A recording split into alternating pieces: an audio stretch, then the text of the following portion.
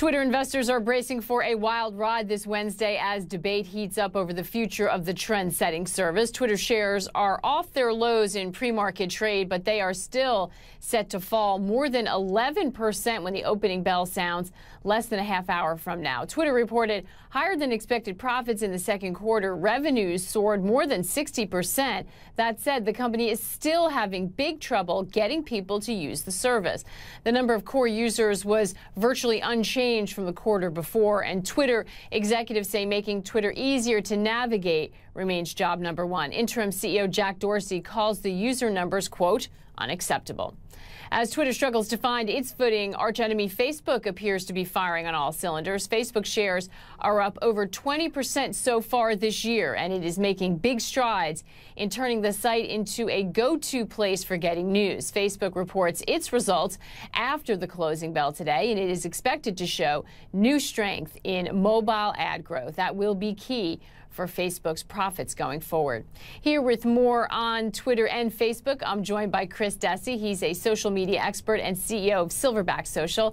He has been bullish in the past on both companies. Chris, great to see you. So tell me how you're feeling about Twitter this morning. We had a lot of initial enthusiasm when the headline crossed, and then listening to the executives who sounded so downbeat, investors seem to change their mind. How are you feeling?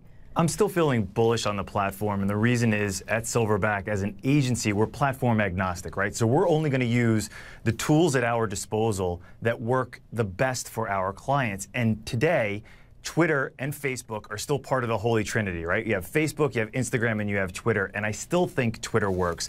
The growth is disappointing, yes. However, there is still no global, real-time news feed like Twitter can be. There's nothing that's nipping at its heels, competing with the power that Twitter has. So from a marketer perspective and an advertiser perspective, it still works. And I do believe that they'll find success at the corner of Periscope and Vine. If they can leverage those two tools on behalf of what they're doing right now, it could be hugely compelling for marketers.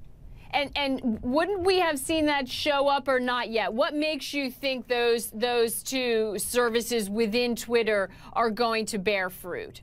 Well, I'll start off with an example, right? When Saturday Night Live has an exhibition right now, and when Saturday Night Live can live stream a walkthrough of a live exhibition like that by leveraging Periscope and/or Meerkat, when they're live streaming, individuals that are following that company on Twitter can parachute in, experience the actual exhibition, and then say, I was on the fence whether I was going to go or not. I'm in. I didn't realize that it was this fully immersive experience. That idea, to be able to live stream content like that, whether you are a retailer, whether you're an events company, whether you're doing anything that would have a live rub to it, is so hugely compelling from a marketing and advertising perspective. It's just about how are they going to monetize it. And it's still new. They just acquired it. They're just figuring out how to use it. Marketers are just figuring out what the most compelling way to leverage that platform is. And I'll tell you right now, when we growth hack using social media influencers, meaning we'll engage an influencer to talk about a certain business, those influencers largely have the biggest ecosystem on Vine. Vine has a very finite, definitive, very valuable demographic that marketers are really interested in. And because Twitter has both of those things, I don't see the user growth right now being a long-term detriment to Twitter. I think everything that Twitter is doing right now is right on point. That's really interesting.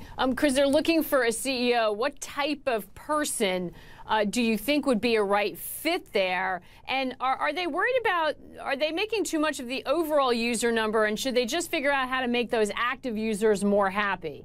I could tell you this. I think making too much of the user number is absolutely correct. It's like comparing my two daughters. One's 7, one's 4.5. They look completely different. It's not an apples-to-apples comparison. You don't look at the major user growth because it's not going to be a mass market play like Facebook. I would say if they're looking for a new CEO, it shouldn't be Jack Dorsey. It's not somebody. They need to have somebody that's charismatic, somebody that can work with the media, somebody that can work with Wall Street and be a little bit more pandering toward Wall Street a touch, and be able to have those important conversations about what the future of Twitter is. He's the founder of Twitter, and that's fantastic. He's a bit too cerebral for my taste. He's highly intelligent, but we need a little more charisma. We need somebody to talk about the things that we just discussed, Periscope and Vine, and how we're going to leverage those technologies and potentially monetize those technologies.